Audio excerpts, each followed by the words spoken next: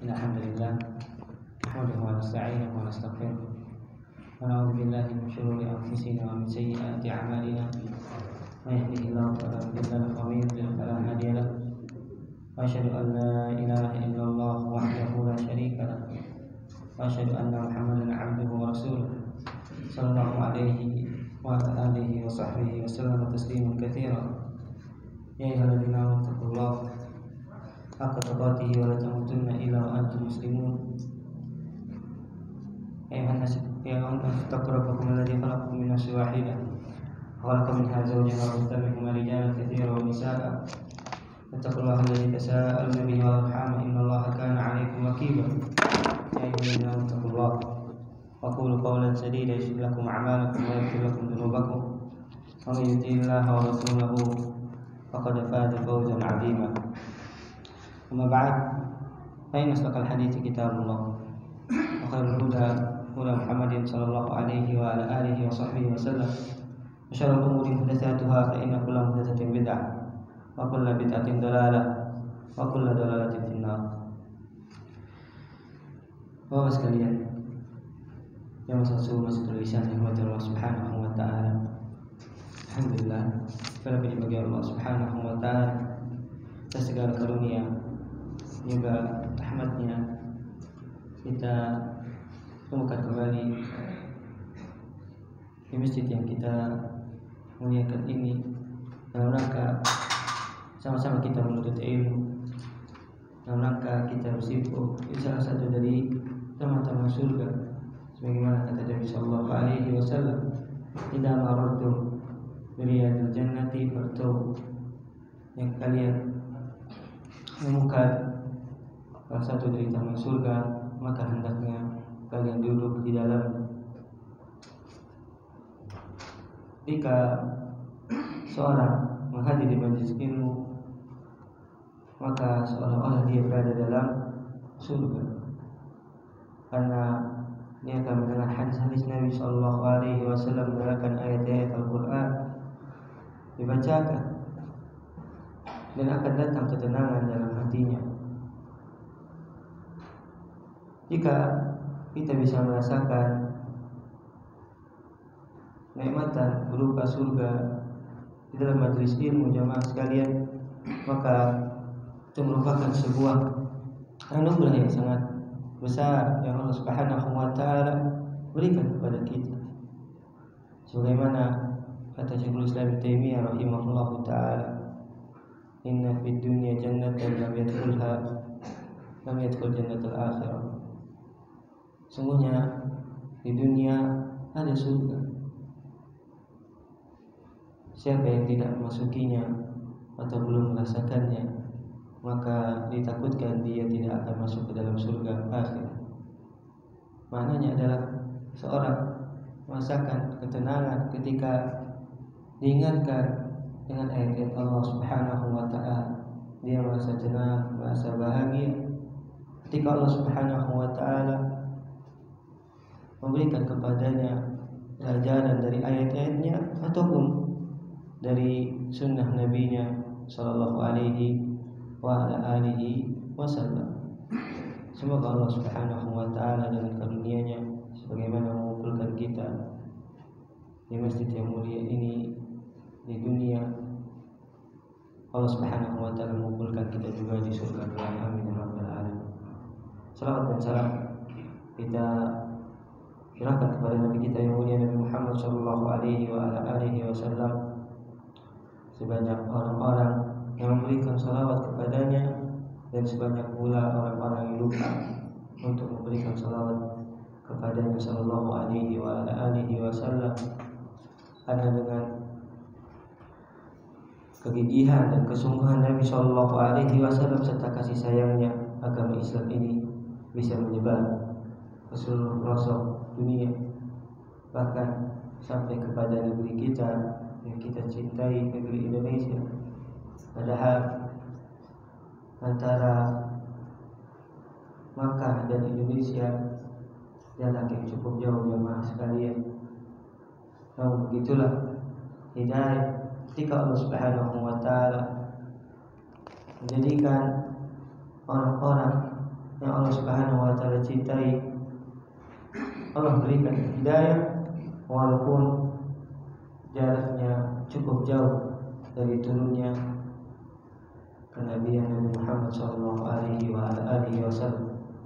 Semoga Allah Subhanahu wa taala mencurahkan salawat dan salam kepada baginda Nabi Muhammad sallallahu alaihi wasallam dengan banyaknya salawat yang tidak terhitung. Kita sebagai umatnya jangan pernah pelit jemaah sekalian memberikan salawat dan salam kepada Nabi Muhammad sallallahu alaihi wasallam sebagaimana kata Nabi sallallahu alaihi wasallam, al-bakhil liman dzikra rasmi wa lam yusalli alayya. Orang yang pelit adalah orang yang ketika disebutkan atau diperdengarkan kepadanya namaku, dia tidak mau memberikan salawat kepada sallallahu alaihi wa alihi wasallam. Kajian kita pada pagi hari ini kembali insyaallah kita lanjutkan dari bacaan kitab Al-Adabul Mufrad yang dikarang oleh Amirul Mukminin Abdul Hadid Abu Abdullah Muhammad bin Ismail bin Ibrahim Al-Bukhari rahimahullahu ta'ala. Kita sudah sampai pada bab husnul barakah. Bab husnul barakah. Bab tentang baiknya seseorang kepada budak-budaknya. Dan barakah artinya budak. Karena jemaah sekalian yang dirahmati Allah Subhanahu wa taala, bahwasanya di zaman dahulu perbudakan manusia ada, jemaah. Perbudakan manusia ada. Bahkan agama Islam itu memperbolehkan seorang memiliki budak. Seorang memiliki budak diperbolehkan, yaitu dengan cara diperjualbelikan atau diberikan hadiah oleh orang.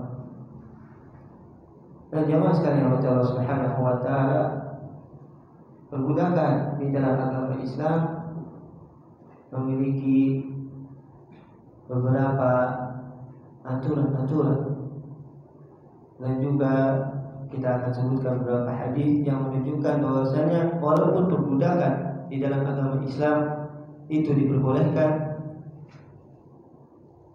tapi di situ ada keutamaan dan juga perhatian yang sangat besar agama Islam terhadap perbudakan tersebut.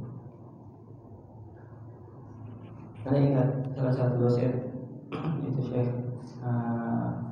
Al-Budayyah rahimahullah ta'ala, beberapa tahun yang lalu beliau wafat, semoga Allah merahmati beliau. Beliau menyebutkan bahwasanya perbudakan di dalam agama Islam ternyata mengandung banyak sekali hikmah dan juga manfaat, terutama bagi budak itu sendiri. Terutama bagi budak itu sendiri. Biasanya perbudakan itu didapati ketika kaum muslimin menyerang negara kafir. Kemudian ada beberapa di antara orang-orang kafir yang dijadikan tawan. Maka kalau sang pemimpin mengatakan pemimpin perang bahwasanya tawanan tersebut menjadi budak, maka menjadi budak. Atau dengan cara jual beli, karena pada hakikatnya budak itu wujudnya manusia, namun dia seperti barang, bisa dipindah tangankan, bisa diperjualbelikan, dan kepemilikan budak tersebut itu tergantung dari tuannya, tergantung dari tuannya. Di antara keutamaan untuk beliau atau manfaat yang bisa didapatkan dari seorang budak adalah budak yang dimiliki oleh seorang muslim itu wajib diberikan nafkah, wajib dimuliakan. Dan nanti disebutkan tidak boleh seorang semena-mena dengan budaknya, memberikan pekerjaan yang terlalu berat atau memukul.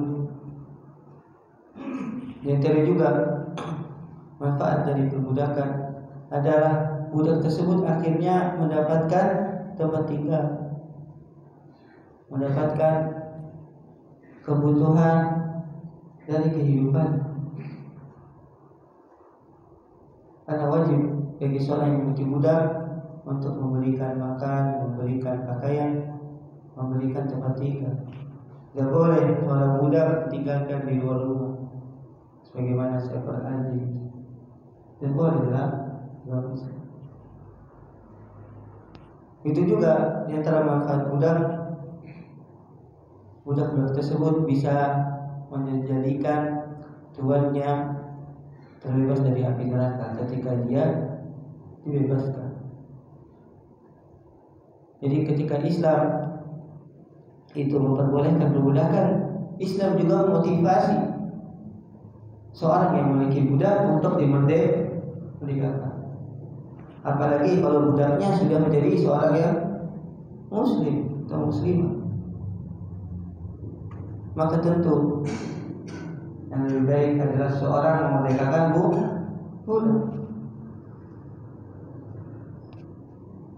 Bagaimana Nabi kita yang mulia Nabi Muhammad SAW banyak membebaskan budak-budak. Makanya dalam bahasa dahulu dalam kitab Syama'il Nabi SAW disebutkan tentang mawali Rasulullah SAW. Mawali itu adalah bekas budaknya Nabi Muhammad sallallahu alaihi wasallam. Utama membebaskan budak itu merupakan sebuah keutamaan yang besar, sebagaimana pada pembahasan terdahulu. Setiap dari anggota tubuh dari budak yang dibebaskan akan melindungi tuannya atau orang yang merdekakannya dari api neraka. Yang tadi juga keutamaan ketika masih ada perbudakan di dalam agama kita adalah orang-orang yang menjadi budak itu di dalam rumahnya kaum muslimin terkadang mendengarkan ayat-ayat atau hadis-hadis Nabi SAW yang membuat dia mendapatkan hidayah. Banyak budak-budak yang berada di bawah tangan kaum muslimin akhirnya masuk ke dalam Islam. Bahkan ketika dibebaskan, beberapa di antara mereka menjadi para ulama. Beberapa di antara mereka menjadi para ulama. Disebabkan kegigihan mereka dalam belajar hingga akhirnya mereka Allah Subhanahu wa taala muliakan dengan diberikannya ilmu dan dijadikan sebagai para ulama. Nah, itu beberapa manfaat yang didapatkan oleh para budak ketika berada di bawah tangannya kaum muslimin. Dan beberapa hadis ini juga kita bisa mendapatkan penjelasan bahwasanya dalam agama Islam budak memiliki perhatian yang sangat besar.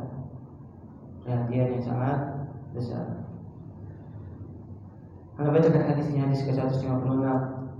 Qala rahimahullah ta'ala hadatsana Hafiz bin Umar qala hadatsana Amr bin Fadl qala hadatsana Nu'aym bin Yazid qala hadatsana Ali bin Abi Thalib sallallahu alaihi anna Nabiy sallallahu alaihi wasallam lama taqula qala ya Ali itini bitawaqin aktubu fihi ma la tadillu ummati ba'di fa khashitu an yasbiqani fa qultu inni la ahfadu min dhira'i as-sahih wa kana rasul bayna dhira'i wa 'alami faja'ala yusi bis salati waz zakati wa malakat aymanukum فقال كذلك حتى فاضت نفسه وامره بشهادة أن لا إله إلا الله وأن محمدا عبده ورسوله ومن شهد بهما حرم على النار. Imam Bukhari rahimahullah taala meriwayatkan dari gurunya Hafiz Ibnu Umar. Hafiz Ibnu Umar ini adalah seorang yang thiqah. Perawi Imam Bukhari dalam kitab Al-Mufrad, begitu juga Imam Abu Daud. Qala hadatsana Amr ibn al-Fadl.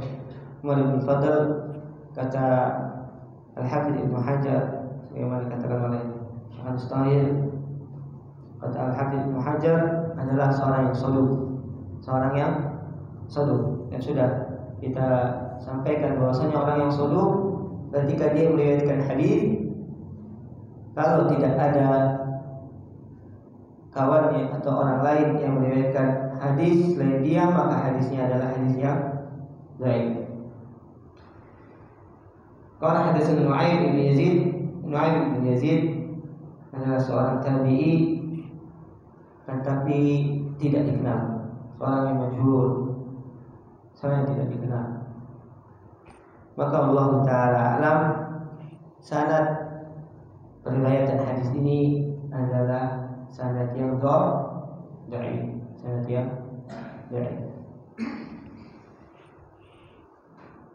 Telah menceritakan kepada kami Ali bin Abi Thalib radhiyallahu taala anhu, salah seorang sahabat Rasulullah sallallahu alaihi wasallam yang telah dijamin masuk surga dan termasuk khulafaur rasyidin. Kita sudah mengenal tentang Ali bin Abi Thalib, bahwasanya Nabi sallallahu alaihi wasallam ketika sedang menghadapi sakit yang berat berkata kepada Ali, "Itini bitolakin aktubu fi." Ambilkan untukku tolak. Tolak ini para ulama menyebutkan seperti tulang, ya, tulang yang diambil dari bagian punggung, biasanya bisa digunakan untuk menulis. Aktubu fihi ma la tadillu ummati ba'di.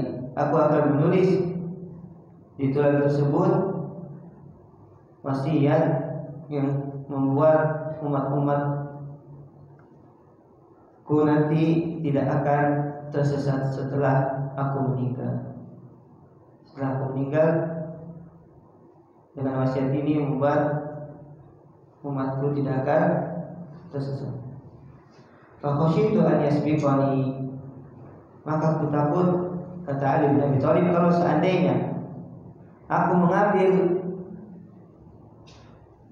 tempat atau mengambil kertas untuk Nabi SAW tulis, beliau Sallallahu Alaihi Wasallam keburu meninggal. Maka Ali mengatakan kepada Rasulullah Sallallahu Alaihi Wasallam, "Inni la ahfadu min dira'is sahifah." Sungguh aku mampu menghafal dari ingatan.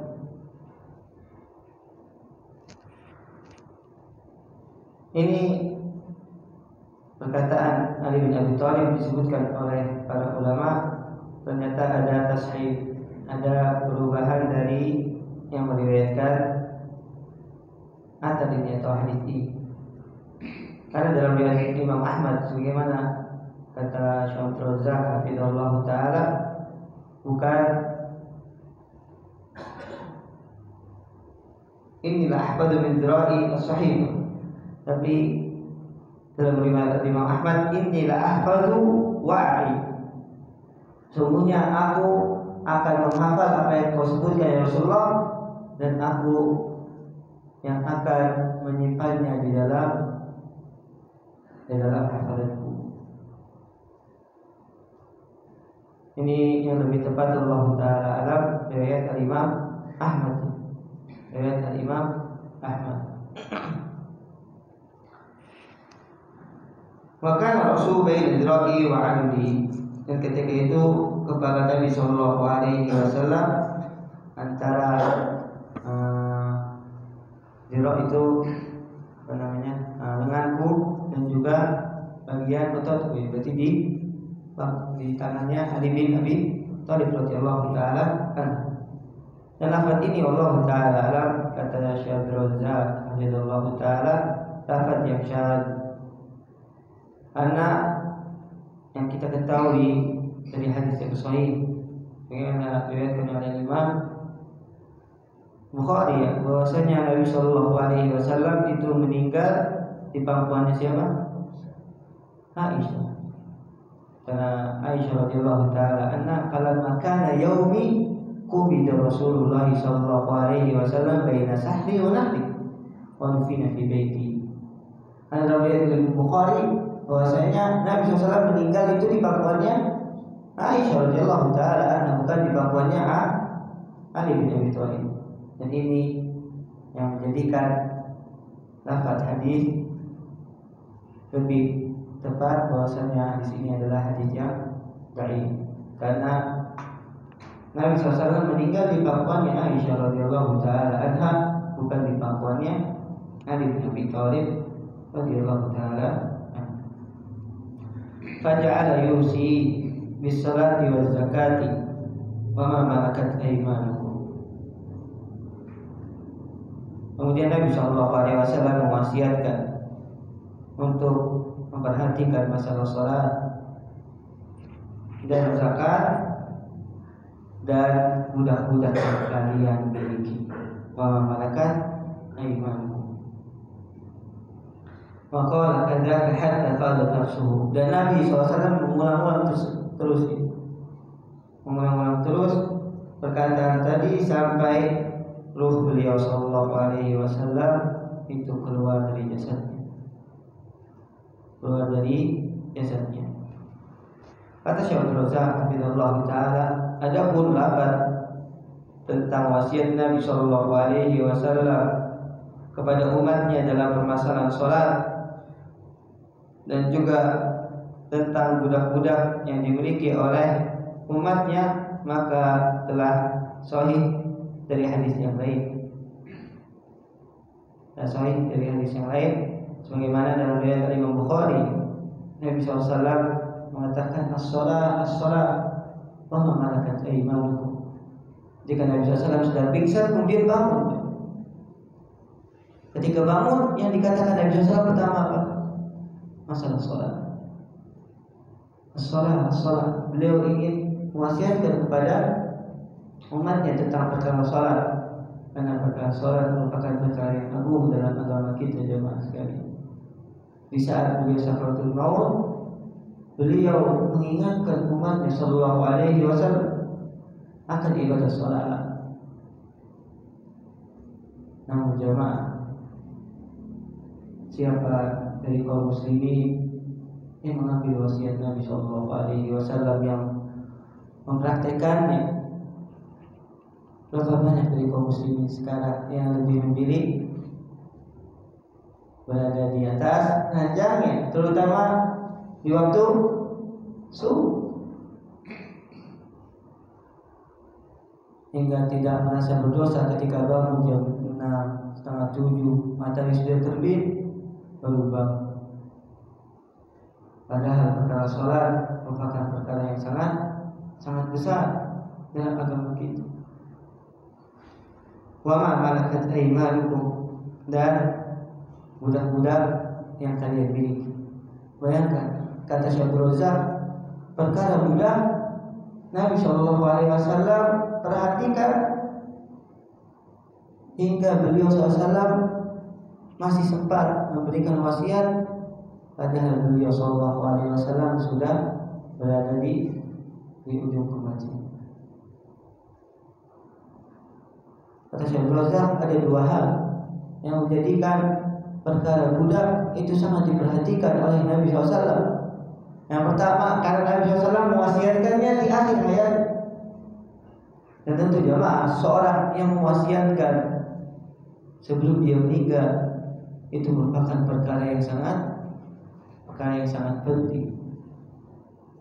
Tidaklah seseorang berwasiat kecuali dia akan mewasiatkan sesuatu yang sangat penting dalam pandangan.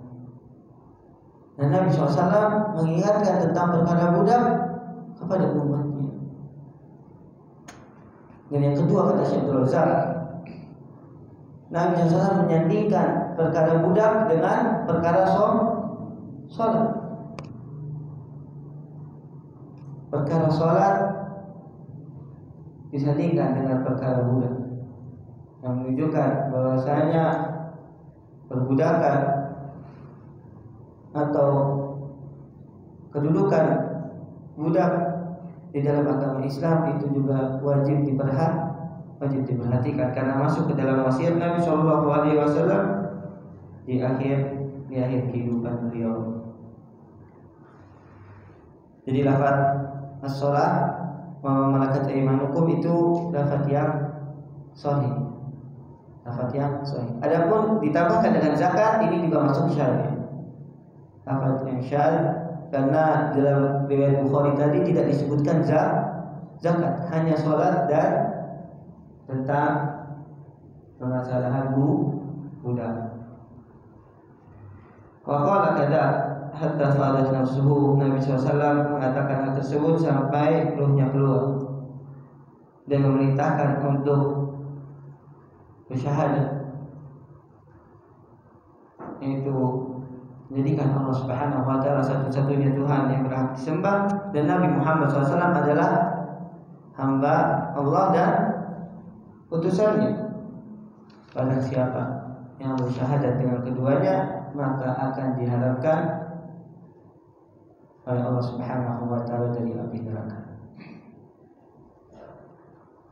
Lafaz yang terakhir ini juga merupakan lafaz yang sahih ya, karena dalam riwayat yang lain Nabi Shallallahu Alaihi Wasallam pernah bersabda dalam hadis Mu'adz, Inna Allah harrama 'alan nari man qala la ilaha illallah yabtaghi bidzalika wajh Allah. Lafaz yang terakhir juga dalam hadis ini lafaz yang sahih, karena dalam riwayat yang lain dari sahabat Mu'adz radhiyallahu taala anhu, Nabi sallallahu alaihi wasallam bersabda, sesungguhnya Allah mengharamkan bagi neraka membakar orang-orang yang mengucapkan la ilaha illallah yabtaghi bidzalika wajh Allah, karena mengharapkan wajah Allah Subhanahu wa taala. Dari hadis ini kita bisa ambil beberapa pelajaran jemaah sekalian. Di antaranya yang sesuai dengan bab, bahwasanya kita diperintahkan oleh Nabi SAW kalau seandainya memiliki budak tersebut harus diperhatikan. Budak harus diperhatikan. Walaupun dia seperti harta yang bisa diperjualbelikan, tetap seorang muslim yang memiliki budak wajib diperhatikan, makanannya wajib diperhatikan, pakaiannya wajib diperhatikan juga, tempat tinggalnya. Allah Ta'ala alam, perbudakan sekarang sudah tidak ada, walaupun ada yang mengatakan beberapa masyayikh di Mauritania masih ada. Allah Ta'ala, dari Mauritania, dari Afrika masih ada katanya berbudak.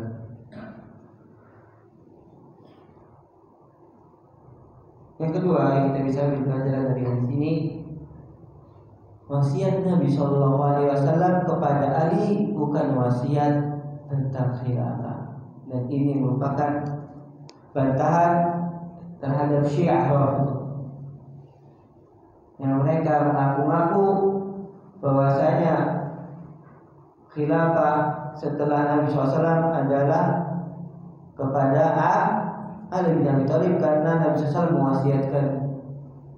Padahal tidak ada satupun hadis yang sahih tentang lafaz wasiat Nabi SAW untuk kekhilafahan setelah beliau adalah Ali bin Abi Thalib. Berarti tidak ada satupun lafaz hadis yang menguatkan pendapatnya atau kesesatannya Syiah bahwasanya setelah Nabi SAW wafat, kepemimpinan wajib diberikan kepada siapa? Ali bin Abi Thalib. Ini merupakan kedustaan yang mereka selalu dengung-dengungkan. bahkan menyebabkan mereka akhirnya mengkafirkan siapa? Abu Bakar dan Umar, disebabkan kedustaan yang mereka buat. Karena Abu Bakar dan Umar telah merampas hak kekhalifahan dari Ali bin Abi Thalib, padahal tidak ada satupun hadis yang sahih yang menguatkan atau yang memberitahukan kepada kita semua bahwasanya kekhilafahan setelah Nabi SAW tujukan kepada Ali bin Abi Thalib radhiyallahu taala. Yang ketiga, kita bisa ambil pelajaran bahwasanya perkara salat di dalam agama kita merupakan perkara yang sangat besar. Jangan sampai seseorang melalaikannya, jangan sampai seseorang meremehkannya. Karena perkara ini merupakan perkara yang pertama ditanya oleh Allah Subhanahu wa taala di hari kiamat. Salat adalah perkara yang akan ditanya pertama oleh Allah Subhanahu wa taala pada segenap manusia. Maka Nabi Shallallahu Alaihi Wasallam mewasiatkan sebelum beliau meninggal untuk kaum muslimin menjaga salat, menjaga salat. Dari hadis ini juga kita bisa ambil pelajaran jemaah sekalian, seorang muslim itu tidak akan tersentuh dengan api neraka. Ada dua macam. Yang pertama, tidak akan tersentuh dengan api neraka selama-lamanya, yaitu langsung masuk ke dalam surga. Atau dia tidak masuk ke dalam neraka secara abadi atau selama-lamanya. Dia akan masuk ke dalam neraka, dibersihkan dari dosa-dosanya, kemudian setelah bersih baru diizinkan masuk ke dalam surga. Jadi makna hurima 'alan nar ini ada dua. Diharamkan bagi mereka yang mengucapkan kalimat tauhid, kalimat syahadat, itu dua hal. Yang pertama, diharamkan dibakar dalam api neraka, maksudnya masuk ke dalam surga, langsung masuk ke dalam surga. Atau yang kedua, diharamkan dari kekal abadi dalam neraka. Dia tetap masuk ke dalam neraka terlebih dahulu, namun tidak kekal. Dia akan dibersihkan sesuai dengan dosa yang telah dia lakukan, kemudian baru dimasukkan ke dalam surga. Karena surga tidaklah boleh masuk kecuali orang yang sudah bersih. Sebagaimana Allah Subhanahu wa taala berfirman, "Wasiqal ladzina taqaw rabbahum ilal jannati zumar hatta idza ja'uha wa futihat abwabuha wa qala lahum khazanatuha salamun 'alaikum tibtum fadkhuluha khalidin." Jika Allah Subhanahu wa taala mengiring orang-orang yang bertakwa ke dalam surga, kemudian Allah Subhanahu wa taala menyebutkan surga itu telah dibuka dan para malaikat yang berada di pintu surga mengucapkan salamun alaikum, selamat bagi kalian, tibtum, karena kalian sudah bersih. Fadkhuluha khalidin, maka masuklah ke dalam surga selama-lamanya, tidak akan keluar darinya.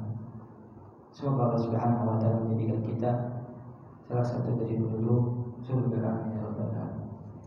Ada beberapa faedah yang kita bisa ambil dari hadis ini jemaah sekalian, bahwasanya hadis ini merupakan salah satu dari hadis yang menunjukkan bahwa agama kita sangat memperhatikan tentang masalah perbudakan. Hadis 157 qala rahimahullah ta'ala hadatsana Muhammad bin Sabiq qala hadatsana Israil 'anil A'mash an Abi Wa'il an Abdullah an Nabi sallallahu alaihi wasallam qala ajibud da'iya wa la taruddul hadiyah wa la tadribul muslimin. Imam Bukhari rahimahullah ta'ala meriwayatkan dari gurunya Muhammad bin Sabit dari Israil bin Yunus bin Abi Ishaq anil A'mash dari gurunya A'mash itu Sulaiman ibn Mihrab an Abi Wa'il Syakik ibn Salamah, beliau adalah seorang tabi'in yang thiqah. An Abdullah, ini maksudnya Abdullah ibnu Mas'ud radhiyallahu ta'ala anhu, dari Nabi sallallahu alaihi wasallam beliau bersabda, ajibud da'i, datangilah orang yang mengundang, atau jawablah undangan orang yang mengundang, dan janganlah kalian menolak hadiah, wala tadribul muslimin, dan janganlah kalian memukul kaum muslimin. Hadis ini juga diriwayatkan oleh Imam Ahmad dan hadisnya hadis yang sahih, bagaimana disebutkan oleh Syekh Al-Albani rahimahullahu ta'ala. Nabi sallallahu alaihi wasallam bersabda, penuhilah undangan orang yang mengundangmu. Kata para ulama, undangan yang wajib dihadiri adalah undangan walimah, dan ini menjadi kesepakatan para ulama bahwasanya undangan yang wajib dihadiri adalah undangan walimah, yaitu pesta pernikahan. Yang khilaf, yang terjadi perselisihan adalah kalau undangan makan, Pak. Undangan makan, bukan undangan walimah. Ada ulama yang mewajibkan undangan makan juga harus dihadiri, ada juga yang menyebutkan undangan makan maka hanya mustahab, hanya mustahab. Dan wallahu ta'ala ini yang lebih kuat, kalau undangan makan hanya mustahab saja, tidak sampai wajib. Adapun undangan walimah maka wajib bagi seorang muslim untuk menghadirinya.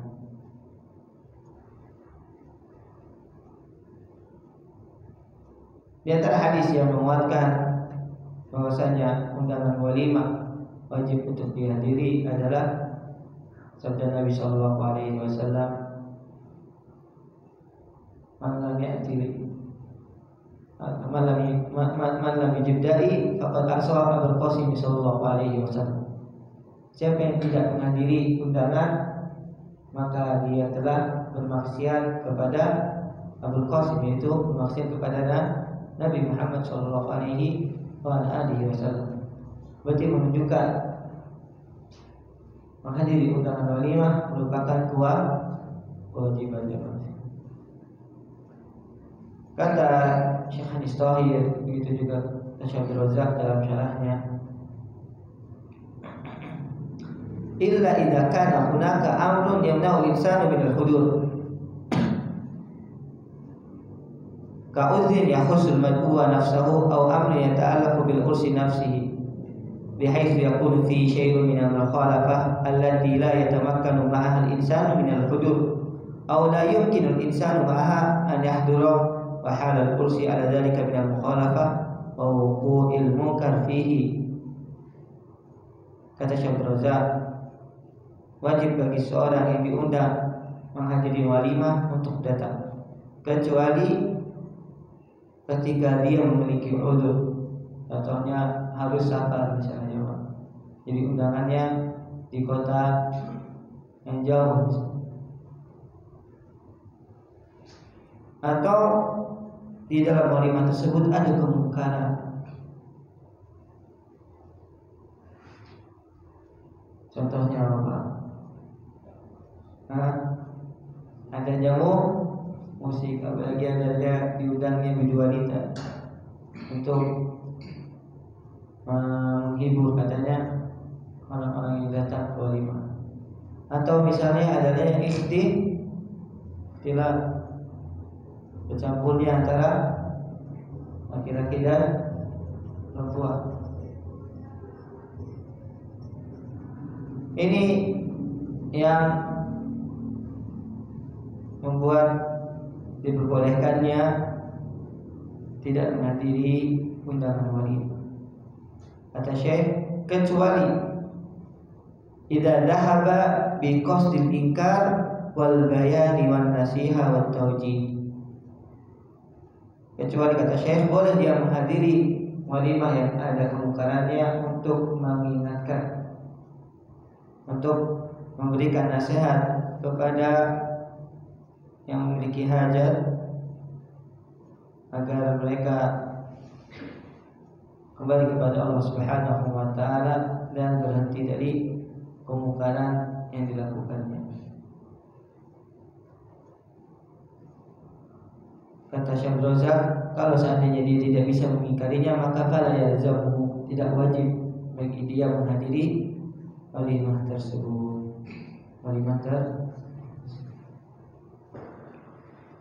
Itu makna hadis ajib da'iyah, penuhilah undangan yang mengundangmu.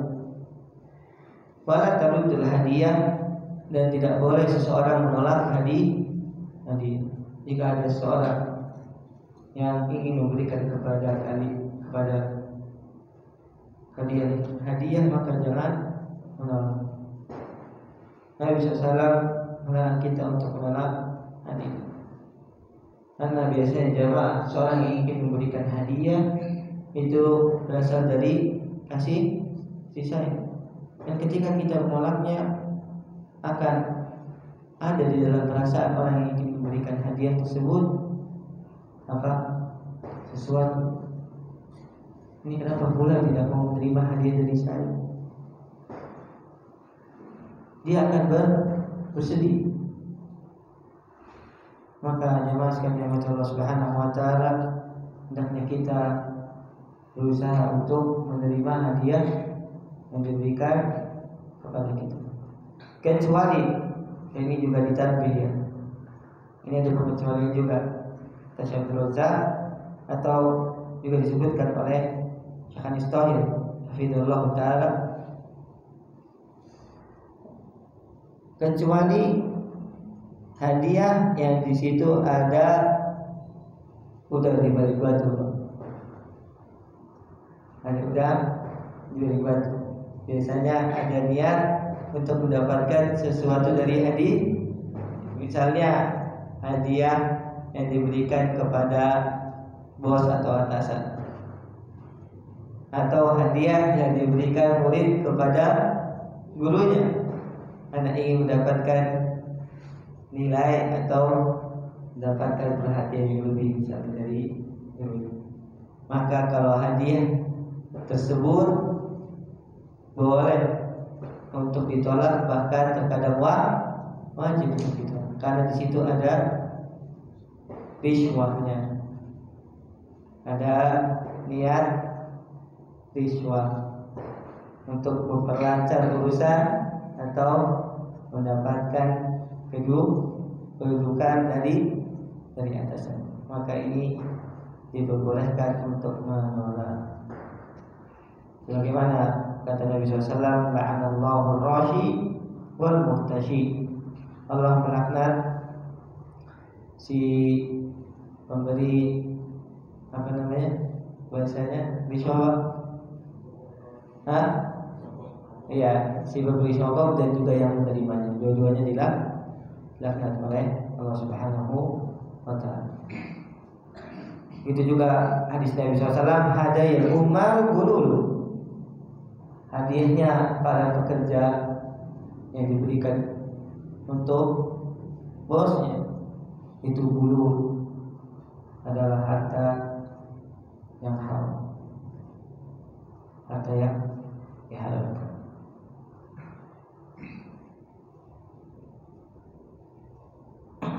Ini pengecualian dari seorang yang boleh menolak hadiah,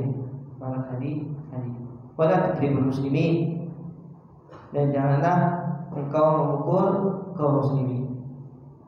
Maksudnya di sini kata para ulama, masuk ke dalamnya janganlah engkau bermudah-mudahan memukul budak. apalagi jamaah pembantu. Budak saja Nabi SAW melarang untuk memukulnya. Masuk juga dalam hadis ini adalah pembantu. Jangan sampai ketika seseorang memiliki budak atau memiliki pembantu tidak memuliakan, karena mereka juga manusia. Tidak boleh seorang memukul seorang muslim kecuali dengan yang hak, kecuali dengan apa yang dibenarkan oleh Allah dan Rasul. Maka hendaknya kita bertakwa kepada Allah Subhanahu wa taala, jangan mudah untuk memukul saudara sesama muslim, karena Nabi SAW melarang kita dari melakukannya. Kata Syekh Abdul Razak, fahuwa bi umumihi yadullu ala maqsud tarjamah wa huwa husnul malakah. Fa idza kana al-insanu yadribu man yamlik wa yu'aliju ma yaqau minhu min akhta' aw mukhalafat bid-darb wal unf wa shiddah fa hadha min su'il malakah wa laysa min husniha. Kata beliau, dari penggalan hadis ini maksudnya secara umum kepada seluruh kaum muslimin dan terkhusus juga kepada budak. Karena seseorang ketika memiliki budak kemudian dia pukul karena kesalahan yang telah dia lakukan, itu kesalahan yang budak lakukan, kemudian mencelanya, menghadiknya, ini merupakan akhlak yang buruk kepada budak, bukan akhlak yang baik kepadanya. Merupakan salah satu contoh akhlak yang buruk yang tidak diperbolehkan oleh syariat kita yang mulia, walaupun dia seorang budak, walaupun dia seorang budak. Ini yang dikatakan oleh Syekh Abdul Razak hafizallahu taala tentang tidak bolehnya seseorang memukul budak. Hadis yang terakhir jemaah sekalian, hadis ke-158. Qala rahimahullah ta'ala hadatsana Muhammad bin Salam, lebih kandi bisa juga dibaca Muhammad bin Salam. Qala akhbarana Muhammad bin Fudail an Mughirah an Ummi Musa an Ali sallallahu alaihi qala kana akhiru kalami Nabi sallallahu alaihi wasallam as-salata as-salat ittaqullaha fima malakat aymanukum. Imam Bukhari rahimahullah taala meriwayatkan, dan hadis ini hampir sama dengan hadis yang sebelumnya dari gurunya Muhammad bin Salam, dari Muhammad bin Fudail, dari Mughirah ibnu Mukim, dari Ummi Musa. Ummi Musa ini adalah Sariyah, jadi budak perempuannya Ali bin Abi Thalib. Ummi Musa sebutkan adalah budak perempuannya Ali bin Abi Thalib radhiyallahu taala anhu.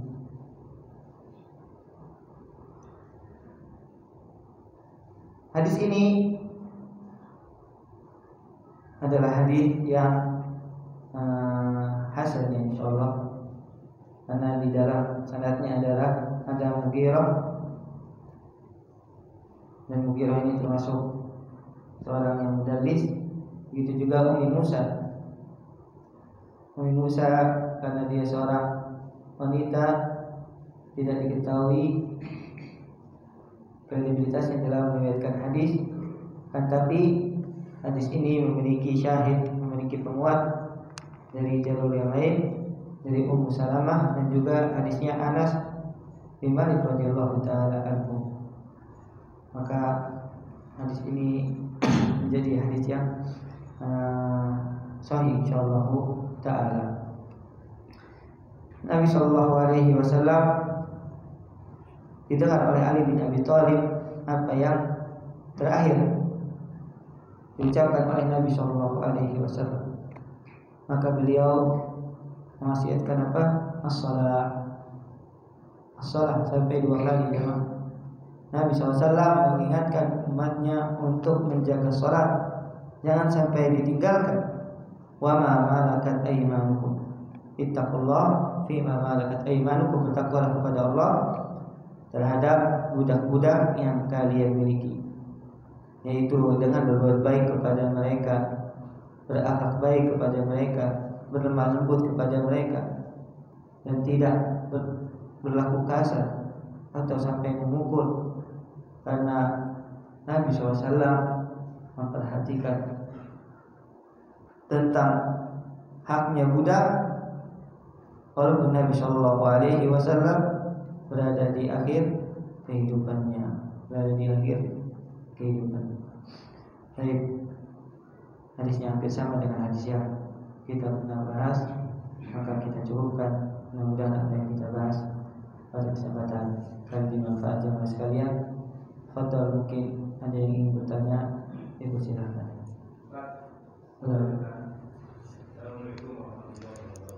Assalamualaikum warahmatullahi wabarakatuh.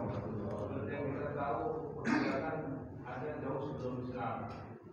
Tapi di dalam Islam sendiri walaupun tidak menyetujui perbudakan, tapi secara implisit di Al-Quran maupun Rasul hanya mengisyaratkan agar membebaskan budak.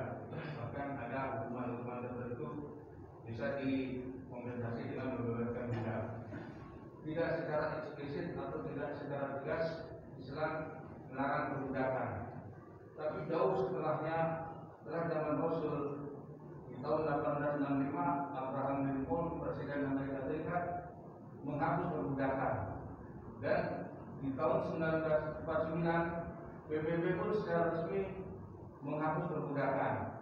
Sementara di Islam perbudakan dihapus oleh Raja Arab Saudi, Raja Faisal, itu di tahun 1967. Yang saya mau tanya, mengapa Islam di Al-Quran maupun di Sunnah Rasul tidak secara tegas menghapus perbudakan, padahal jauh sebelumnya ada penghapusan perbudakan? Terima kasih Ustaz. Assalamualaikum warahmatullahi wabarakatuh. Waalaikumsalam warahmatullahi wabarakatuh. Nah, apa yang disebutkan Bapak Jazakumullah khairan tentang orang yang melepaskan atau membebaskan tentang perbudakan, sedangkan dalam Islam tidak ada satupun nas yang sharih yang mengatakan bahwasanya perbudakan itu tidak ada. Mungkin tadi di awal sudah Anda sampaikan bahwasanya ada manfaat bagi para budak ketika berada di bawah tangannya kaum muslim. Makanya tidak dihapuskan. Dan perbudakan, Allah Ta'ala seingat anak asal atau hadisnya, tapi nanti dicek lagi bahwasanya nanti sebelum datang hari kiamat akan kembali lagi ada perbudakan. Kalau di sisi syariat tadi sudah disebutkan di awal ya Pak, insya Allah bisa diulang lagi rekamannya, bahwasanya ada manfaat bagi budak tersebut ketika dia menjadi budaknya kaum muslim. Ada manfaat yang didapatkan, apalagi kalau budak tersebut adalah seorang wanita, dia akan dijaga oleh siapa? Tuannya. Akan diberikan kecukupan dibandingkan Bapak sekalian budak ini dia menjadi seorang yang tidak mendapatkan perlindungan, tidak mendapatkan makanan. Masih mending dia menjadi budak, akan dipelihara oleh tuannya, tentu yang seorang muslim dan baik, dipelihara, diberikan makan, diberikan tempat tinggal, diberikan pakaian, dibandingkan dia ditinggalkan begitu saja. Itu diantara manfaat ketika ada perbudakan dalam agama kita. Nah, jemaah sekalian yang dirahmati Allah Subhanahu wa taala, tentu ketika kita memandang sesuatu, kita harus memandang secara syar'i. Walaupun Raja Arab Saudi menghapuskan, karena kita beragama sesuai dengan Al-Quran dan Sunnah. Beragama sesuai dengan Al-Quran dan Sunnah. Ketika tidak ada satupun tegas menghapuskan masalah budak, berarti pada asalnya perbudakan tetap diperbolehkan. Boleh. Namun tadi juga disebutkan benar Pak, bahwa agama kita sangat memotivasi untuk membebaskan budak. Beberapa hukuman-hukuman itu bisa diampuni atau dijadikan sebagai kafarah adalah membebaskan budak. Kalau seandainya perbudakan tidak ada, bagaimana membayar kafarat? Kafarat membunuh, kafarat lihar, kafarat berhubungan di bulan Ramadan itu menggunakan perbudakan sebagai kafarat. Kalau dihapuskan bagaimana syariat tersebut? Sedangkan syariat membolehkan bahkan membayar kafaratnya dengan perbudakan, dengan membebaskan bisa dipahami Pak. Semoga mudah-mudahan mendapatkan pencerahan tentang masalah budak, karena agama kita tentu Allah Subhanahu wa taala mengetahui segala hal dari syariat ini, termasuk perbudakan. Makanya sampai sekarang Islam tidak menghapuskan tentang perbudakan. Allah Taala. Ada lagi Pak? Pertanyaannya terkait pemberian hadiah kepada pimpinan. Apakah itu dilarang secara mutlak? Bagaimana misalnya ada 2 poin, dia langsung kasih 2 poin face. Nah, yang jadi pertanyaan, apakah kita dalam jamuan makan kita bisa dapat rezeki, terus kita undang selain pimpinan, selain rekan-rekan kerja, kita undang juga pimpinan. Nah, sikap pimpinan itu apakah dia juga menolak? Ini bisa kalau seandainya tidak dikhususkan hadiah tersebut, misalnya tadi antum undang makan, karyawan yang lain juga atau teman-teman antum juga antum undang, maka insya Allah nggak apa-apa untuk menerima undangan tersebut, karena tidak dihukum. Masalahnya yang menjadi larangan adalah di situ ada udang di balik batunya. Dia mengkhususkan hadiah bagi pimpinannya karena mengharapkan sesuatu yang lebih, termasuk dari hadiatul ummah yang tidak diperbolehkan Allah Taala. Dan lagi Pak, dan kita cukupkan. Allah Taala alam. Sallallahu alaihi wasallam. Nabi Muhammad wa ala alihi wasallam. Subhanallah wa asyhadu an la ilaha illa anta astaghfiruka wa atubu ilaik.